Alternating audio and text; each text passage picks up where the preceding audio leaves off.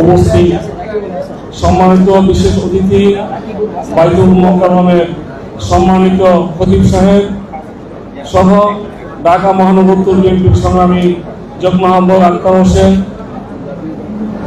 M Kabiruddin এবং আমাদের ঢাকা মহানগরের বিভিন্ন পর্যায়ের নেতৃবৃন্দ, বিভিন্ন মাদ্রাসার শিক্ষকবৃন্দ, ছাত্রছাত্রী, ছাত্র ভাইরা, প্রতিযোগী ভাইরা এবং আমার সম্মুখে উপস্থিত সাংবাদিক ভাইরা, আসসালামু আলাইকুম। আমি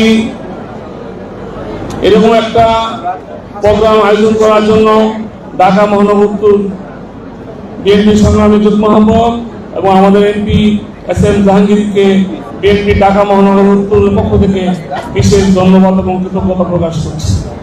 প্রিয় সুধীবৃন্দ, আমরা প্রোগ্রামের শেষ পর্যায়ে চলে এসেছি।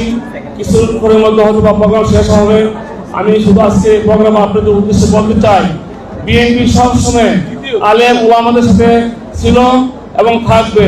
আমার নেতা শহীদ রাষ্ট্রপতি জিয়াউর রহমান, আমার নেত্রী বেগম খালেদা জিয়া সবসময় আলেম ওলামাদের সাথে পরামর্শ করে রাষ্ট্র পরিচালনা করার চেষ্টা করত। আমার নেতা ইতিমধ্যে আপনারা দেখেছেন, আমার নেতা বিএনপির চেয়ারম্যান, বাংলাদেশের প্রধানমন্ত্রী আলেমদের সাথে পরামর্শ করে রাষ্ট্র পরিচালনা করার উদ্যোগ নিয়েছে। আমরা সবসময় আলেম ওলামাদের পক্ষে ছিলাম এবং আছি এবং থাকবো ইনশাল্লাহ। বিএনপি সবসময় আলেমদের পাশে ছিল। আর পক্ষান্তরে শেখ হাসিনার পার্টি আলেমদেরকে শত্রু মনে করত। আমাদের চিফ গেস্ট জহিরুদ্দিন স্বপন ভাই বলেছে, দাড়িওয়ালা টুপিওয়ালা লোক দেখলে তারা মনে করতো জঙ্গি, তারা মনে করতো তারা দেশের শত্রু। আমরা এই ধরনের এই অন্যায় থেকে বেরিয়ে আসতে চাই। আলেম সমাজকে অনেক কষ্ট দিয়েছিল তারা। আপনারা যারা আলেমরা আছেন আপনারা জানেন, আলেম সমাজকে শেখ হাসিনা সরকার অনেক কষ্ট দিয়েছিল। ডান্ডা বেরি পরিয়ে তাদেরকে জেলখানা রাখা হয়েছিল। আমি জেলে ছিলাম। অনেক আলেমদেরকে নিষ্ঠুরভাবে অত্যাচার করা হয়েছিল। বিভিন্ন ওয়াজ মাহফিলে আমরা দেখেছি, এই আলেমরা যদি সরকারের পক্ষে কথা না বলতো তাদেরকে স্টেজ থেকে নামিয়ে দেওয়া হয়তো। মসজিদের ইমাম, যারা মসজিদের খতিব ছিলেন, তাদেরকে সরকারের পক্ষে কথা বলতে বাধ্য করা হয়তো। আমরা সেই প্র্যাকটিস থেকে বেরিয়ে আসতে যাচ্ছি। আমরা চাই সত্যিকারের ইসলাম প্রচারক আপনারা ইসলামের কথা বলবেন, কোরআনের কথা বলবেন। আমাদের বিরুদ্ধে যদি কথা আসে, ইসলামের বিরুদ্ধে আমরা কাজ করলে আপনারা বলবেন।